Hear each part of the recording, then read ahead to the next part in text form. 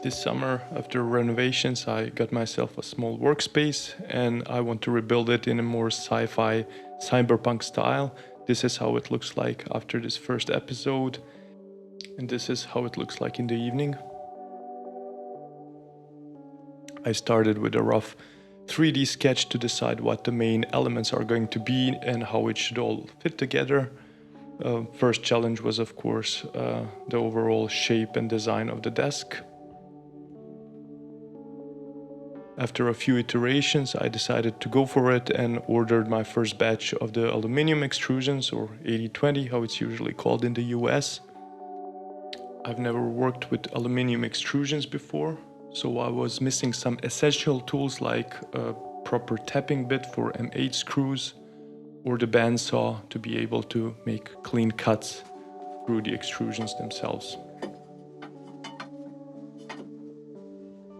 Luckily, with the first batch, I pre-measured and ordered pre-cut pieces with which I could start.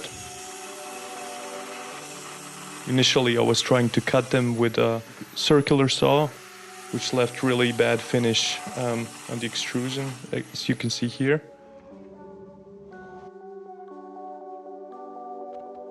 I tried to follow my designs precisely, and the biggest challenge was really figuring out which connectors and hardware to use to make the 45-degree connections look nice and be also very stable. The smooth outer curve for the 45-degree connections was very important because I would be touching or interfacing with this edge of the table. Here I am connecting the first leg on the outer side, and the back side is mounted to the wall, as you've seen previously.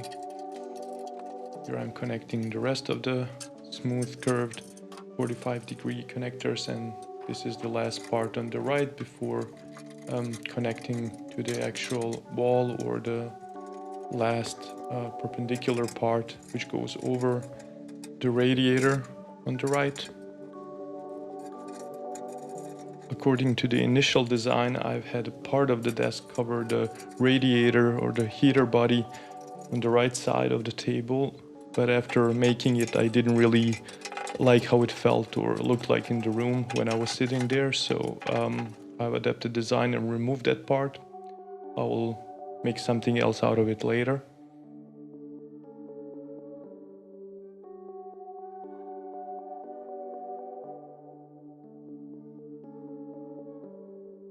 The finished frame matched my original design well, and I was happy with the corrections and changes I made along the way.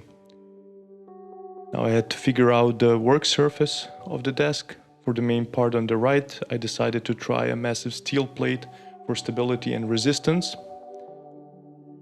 Combining the 4040 extrusion with the uniblock mounting hardware resulted in a 6mm thickness that was required to match the height of the desk if I wanted top to be completely flat.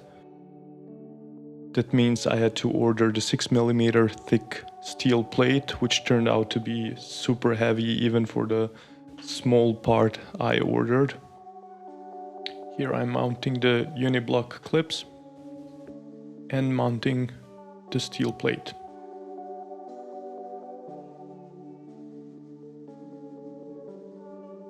For the middle and left part of the work surface, I've decided to go for something more lightweight so that I can 3D print the uniblock clips myself and save on the cost there.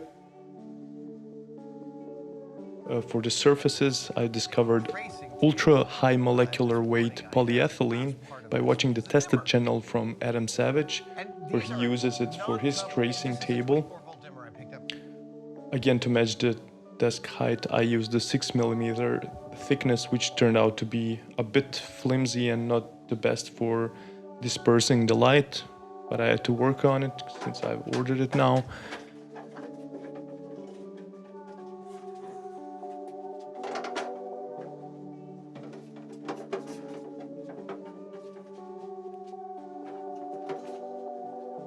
At the same time, I printed the mounts and made a shelf from 2020 extrusions for my Ableton Push 2 that also serves the purpose of a laptop stand, because I 3D printed these breakers or edges in the front. This was the first usable state of the desk, with all the essentials mounted, including the audio interface on the left. Next, I tackled the drawers from the desk. I decided to make the custom sizes and all aluminum extrusion construction.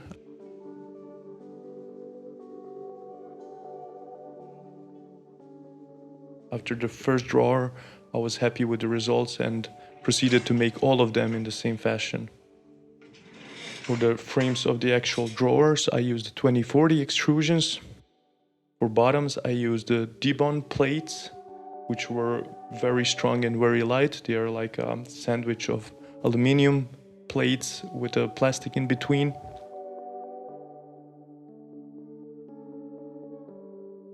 Most of the hardware connectors I printed myself with a 3D printer to reduce the costs again. Based on this limited experience, I've concluded that for most of the aluminum extrusion projects, the connectors themselves and the hardware will take up about 50% of the overall cost because the extrusions themselves are relatively cheap. And so for me, the easiest way to save on the cost was actually printing as much hardware or the connectors myself with the PETG material, because most of the parts won't bear a very heavy load and the project allowed for it.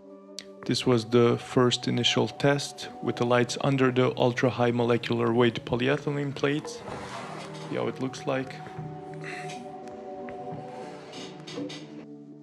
Then I needed to design some additional brackets for another shelf on the left part of the table, where I decided to build like a really thin slot double shelf with some LED lights on the inside, where the bottom and top plates will be transparent to hopefully achieve some Blade Runner-esque style look.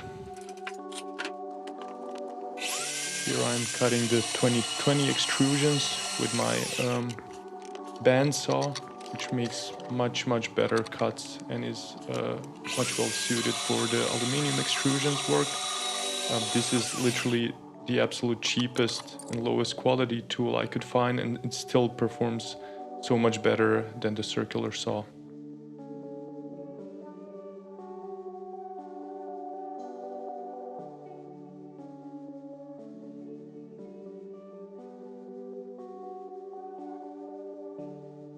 For the shelf bottoms, I've discovered polycarbonate hollow chamber sheets, which are relatively cheap and very stiff, at least stiff enough for my use case. They're usually used for the greenhouses, and they'll hopefully look interesting with some lights in there. Since the hollow chamber sheets are hollow at the edges and very sharp, which is not nice, I've added a trim or the edge using a very small aluminum profile. And I also 3D printed all the mounting points and parts that will hold it in place. Initially, I overdid it with too much support under the plate, and for the bottom shelf, I've learned from my mistakes at the first part and made a more minimal and a bit more stable design.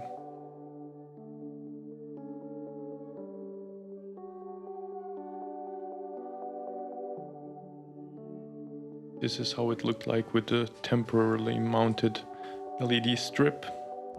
All the 3D printed parts were done in a transparent PETG, and this is how the whole desk now looks like in the evening when I was done with it. My phone camera is not the best for the night shots, but this is what I have to work with for now.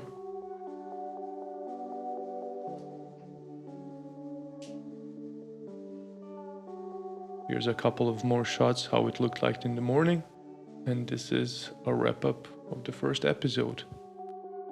Subscribe to get notified for the second episode, where I'll be building a shelf for the 3D printer, custom vents, and other mounting solutions. Thanks for watching.